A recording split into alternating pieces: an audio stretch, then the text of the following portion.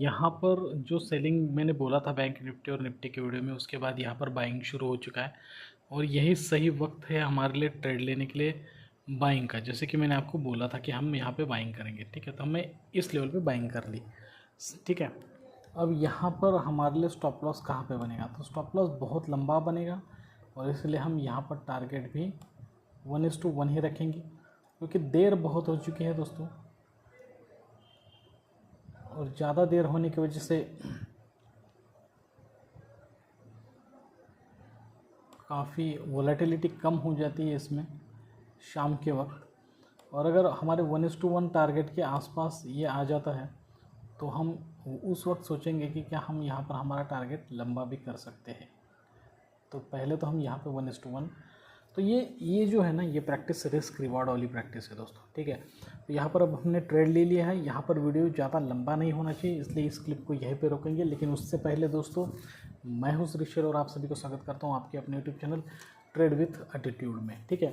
तो जैसे ही हम हमारे लेवल के इस लेवल के आसपास आ जाएंगे ऊपर, तो मैं वीडियो में फिर एक बार एंट्री करूंगा, फिर वीडियो की उस क्लिप को रिकॉर्ड करूंगा और इन सभी क्लिप्स को जोड़कर एडिट करके एक करके आपके लिए यहाँ पर वीडियो बनाऊंगा। और उस अगली क्लिप में यहाँ पर हमारा लॉजिक क्या था ट्रेड लेने का, ये भी मैं आपको यहाँ पे समझाऊंगा दोस्तों, ठीक है। तो अब यह थोड़ी देर के लिए यहाँ पे रुक जाते हैं, ठीक है दोस्तों। यहाँ पर हमने जो भी यहाँ इस जगह पे ऊपर की जगह पर ट्रेड लिया था और अब हमारा जो भी एनालिसिस था उसके खिलाफ मार्केट आ चुका है, ठीक है। और यहाँ पर हमारा स्टॉप लॉस है, तो अब हम यहाँ पर वेट कर रहे हैं, एक तो हमारा स्टॉप लॉस हंट हो जाए या फिर हमारे लिए टारगेट की तरफ मार्केट चला जाए। यहाँ से ऊपर की तरफ अगर मार्केट रिवर्स होकर चला जाता है तो हमारे लिए टारगेट अच्छे तरीके से अचीव होते हैं। तो देखिए दोस्तों, this is a part of trade, ठीक है। हमारे बिजनेस का ये पार्ट है, स्टॉप लॉस हंट होना या फिर हमारे टारगेट अचीव होना, इन दोनों में से एक कोई भी चीज़ हो सकता है।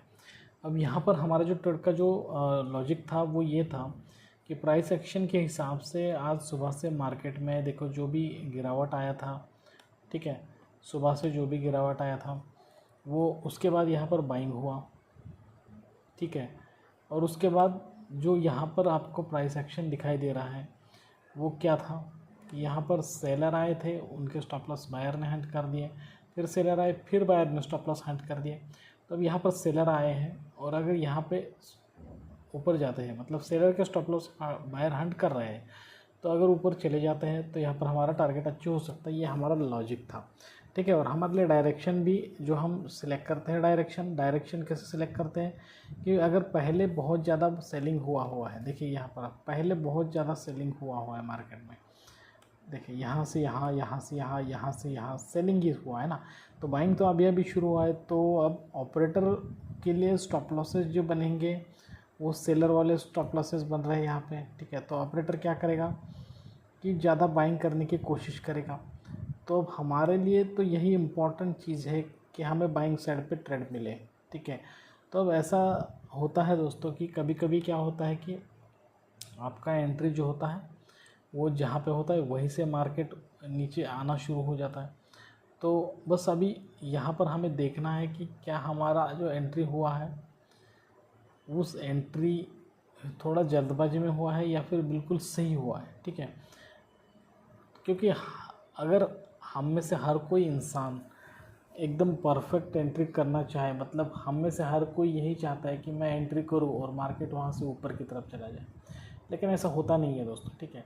तो अब यहाँ पर वेट करेंगे, देखेंगे क्या होता है। जो भी हो मैं आपको वीडियो के माध्यम से यहाँ पे बताऊँगा कि क्या हमारा टारगेट अचीव हुआ या फिर हमारा स्टॉप लॉस अचीव हुआ। ये सब चीज़ें हम हमारे इस वीडियो में आगे भी जाके बनाएंगे, लेकिन ये मैं जो वीडियो बना रहा हूँ वो क्लिप में बना रहा हूँ, ठीक है। एक दो मिनट की वीडियो, जैसे जैसे पोजीशन बनेगा वैसे वैसे वीडियो रिकॉर्ड करके उन सब क्लिप को जोड़कर आपको यहाँ पे दिखा रहा हूँ। क्योंकि अगर मैं लाइव रहा तो वीडियो 1-2-1.5 घंटे की भी बन सकती है, ठीक है। तो यहाँ पर वेट करेंगे, देखेंगे क्या होता है और मैं आपको यहाँ पर आगे वीडियो बना के दिखाऊँगा। तो यहाँ के लिए अभी रुकते हैं दोस्तों। देख सकते हो दोस्तों, यहाँ पर अभी हमारा जो 1:1 टारगेट है वो अचीव होने के आसपास है। और यहाँ जो हमने जब मैंने इससे पहले का क्लिप बनाई था तो यहाँ पर हम लगभग हमारे स्टॉप लॉस के आसपास ही आ चुके थे। ये जो रेड कैंडल बना है दोस्तों, ठीक है, ये बहुत ही डरावना रेड कैंडल बना था हमारे लिए, जो नए रिटेल ट्रेडर्स होते हैं उनके लिए, जिन्होंने यहाँ पर एंट्री ली होगी और उसके बाद यहाँ पर एक रेड कैंडल बना होगा। तो ये क्यों बनता है, ऐसा क्यों करता है, ये साइकोलॉजी लेवल पे इस तरीके से क्यों होता है? ये इसलिए होता है दोस्तों कि जो भी कमज़ोर दिल वाले लोग होते हैं, कमज़ोर माइंड वाले लोग होते हैं और बहुत ज़्यादा एक्सपीरियंस भी नहीं होते वो, तो ऐसे जो हमारे ट्रेडर्स होते हैं वो इस तरीके का और उसके बाद इस तरीके का कंटिन्यूएशन देख के रेड कैंडल का वो मार्केट से निकल जाते हैं, ठीक है, और लॉस बुक कर लेते हैं, बोलते हैं नहीं चाहिए। और जैसे वो निकल जाता है तो मार्केट इस तरीके से ऊपर की तरफ आकर अपना टारगेट भी हिट कर देता है, ठीक है। तो इसीलिए सबसे इम्पॉर्टेंट जो चीज़ें हैं मैंने आपको बताया है। आपको जब डायरेक्शन पता चलता है कि मार्केट किस डायरेक्शन पे जाना है, उसके बाद सबसे इम्पॉर्टेंट चीज़ होती है आपकी एंट्री की, ठीक है। अभी मेरी भी एंट्री यहाँ पे थोड़ी जल्दबाजी में हुई थी। एक्चुअली मेरी भी एंट्री यहाँ पे इसी लेवल पे कहीं पे होनी चाहिए थी, लेकिन थोड़ा जल्दबाजी में मैंने एंट्री किया था। अब देखो दोस्तों, हम तो इंसान हैं, हमसे जल्दबाजी में एंट्री हो सकती है। ये भी हमारे प्लान ऑफ एक्शन में होना चाहिए कि अगर मुझसे जल्दबाजी में एंट्री हो जाती है तो उसके ऊपर क्या उपाय होना चाहिए। तो उसके ऊपर उपाय होता है आपका एक परफेक्ट स्टॉप लॉस। हमारे कई दोस्त पॉइंट के बेसिस पे स्टॉप लॉसेस लगाते हैं। यही नहीं, मैं भी पहले हमारे इसी चैनल पे 25 पॉइंट्स का टारगेट देता था और 25 पॉइंट्स के स्टॉप लॉसेस देता था, फिर भी हम सक्सेसफुल रहते थे और हमारे टारगेट ही अचीव होते थे, ना कि हमारे स्टॉप लॉसेस हिट होते थे। क्योंकि मैं इस तरीके से इतने नीचे आने के बाद यहाँ से यहाँ पर जितने पॉइंट्स मिलेंगे वो 25 होते थे इस लेवल के बीच में, और यहीं से ऊपर 25 पर तक हमारा टारगेट होता था। तो इस तरीके से मैं ट्रेड प्लान करता था। लेकिन अब जब आप बहुत ज़्यादा पॉइंट्स लेना चाहते हो, 25 नहीं, 20 नहीं, बहुत ज़्यादा पॉइंट 30 40 50 पॉइंट लेना चाहते हो, तो ऐसे सिचुएशन में स्टॉप लॉस इस तरीके से लगे कि कोई फ़ायदा नहीं होता है। तो ऐसे सिचुएशन में स्टॉप लॉस एक, ठीक है, लॉजिकली ही लगाना चाहिए। अब यहाँ पे स्टॉप लॉस लगाने का मेरा लॉजिक क्या था ये भी मैं आपको बताऊंगा। देखिए, स्टॉप लॉस लगाने का मेरा लॉजिक ये था कि पहले तो 200 मूविंग एवरेज का यहाँ पर सपोर्ट ले लिया गया था, ठीक है। 200 मूविंग एवरेज को यहाँ पर टच करने के बाद मार्केट ऊपर की तरफ गया था, दोबारा से यहाँ आया, 200 मूविंग एवरेज के पास आया और यहाँ से ऊपर की तरफ चला गया।